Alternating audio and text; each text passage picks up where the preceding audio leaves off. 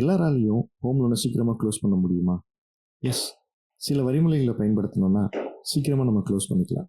First method part payment. அதாவது ஒரு லம்சமான அமௌண்ட்டை நம்ம யூஸ்வலாக பேங்கர்ஸ் என்ன பண்ணுறாங்கன்னா, இந்த பார்ட் பேமெண்ட் மெத்தடில் ஒரு ஃபினான்ஷியல் இயருக்கு அவுட்ஸ்டாண்டிங் பிரின்சிபல்லேருந்து 25% வரைக்கும் நம்ம பார்ட் பேமெண்ட்டாக பே பண்ணிக்கலாம் அப்படின்னு சொல்லி அலோவ் பண்ணுறாங்க.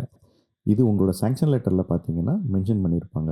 இன்னொரு விஷயமும் நான் சொல்லணும். இந்த ஆன்லைன் கால்குலேட்டர் சொன்னேன் பார்த்தீங்களா, அந்த கால்குலேட்டரில் சம் கிராஃபிக்ஸ் கொடுத்துருப்பாங்க. ஒரு சார்ட் ஒன்று இருக்கும். ஒரு பாயிண்ட்ல ரெண்டுமே ஈவன் ஆகிற மாதிரி இருக்கும். அதுக்கப்புறம் பார்த்தீங்கன்னா பிரின்சிபல் போர்ஷன் இன்க்ரீஸ் ஆகும், இன்ட்ரெஸ்ட் போர்ஷன் கம்மியாகும். இந்த பாயிண்ட்டை தான் பேங்கர்ஸ் டெர்மினாலஜியில் என்ன சொல்லுவாங்கன்னா, பிரின்சிபல் பிரேக் ஈவன். அதாவது இன்ட்ரெஸ்ட் போர்ஷன் பேங்க்குக்கு கம்மியாகவும் பிரின்சிபல் போர்ஷன் அதிகமாகவும் வர இடத்த தான் நம்ம இந்த பிரின்சிபல் பிரேக் ஈவன் அப்படின்னு சொல்கிறாங்க. இந்த பாயிண்ட்டுக்கு முன்னாடி நீங்கள் பே பண்ண ஆரம்பிச்சிங்க, உங்களோட பார்ட் பேமெண்ட்ஸ் நீங்கள் பே பண்ணீங்கன்னா நீங்கள் இன்ட்ரெஸ்ட் போர்ஷனை நிறையவே சேவ் பண்ணிக்கலாம். ஸோ அதனால் பார்ட் பேமெண்ட் பண்ணலான்னு நீங்கள் பிளானில் இருந்தீங்கன்னா இந்த மாதிரி ஒரு அனலைசேஷன் பண்ணிக்கோங்க. இந்த ஹவுசிங் லோனை சீக்கிரமாக க்ளோஸ் பண்ணுற இந்த மெத்தடில் நம்ம ரெண்டாவதாக பார்க்க போகிறது பார்த்தீங்கன்னா 13 months ஸ்ட்ராட்டஜி.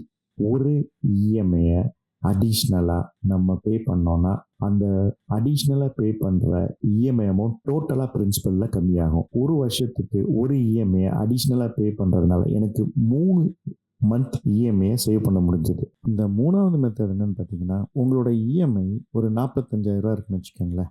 ஒவ்வொரு மாதமும் ஒரு 5,000 எக்ஸ்ட்ரா பே பண்ண முடியுமான்னு பாருங்கள். இந்த மாதிரி ஒரு மாதமும் உங்களுக்கு 5,000 நீங்கள் இன்க்ரீஸ் பண்ணிங்கன்னா இன்னொரு அடிஷ்னல் இஎம்ஐயும் சேர்த்துக்கலாம்.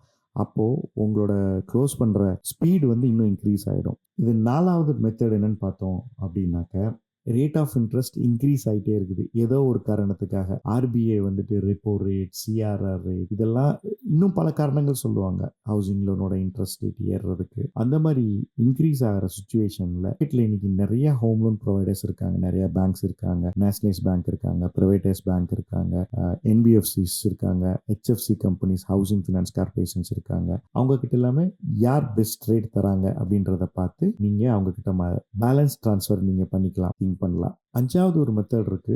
இந்த மெத்தட் எப்படின்னு பார்த்தீங்கன்னா, இது ஒரு சாதகமான சூழ்நிலையா இருக்கும். அதாவது ஆர்பிஐ இறங்கி இந்த ரீசனுக்காக ரெப்போ ரேட்டை கம்மி பண்ணுறோம், பேங்கர்ஸ் ரேட் ஆஃப் இன்ட்ரெஸ்ட்டை கம்மி பண்ணுவாங்க. நான் உங்களுக்கு அந்த 5 மெத்தட் சொல்லியிருக்கேன். இந்த 5 மெத்தடும் உங்களுக்கு பிடிக்கும்னு நம்புகிறேன். இந்த மெத்தடை நான் ஃபாலோ பண்ணிகிட்டு இருக்கிறேன்.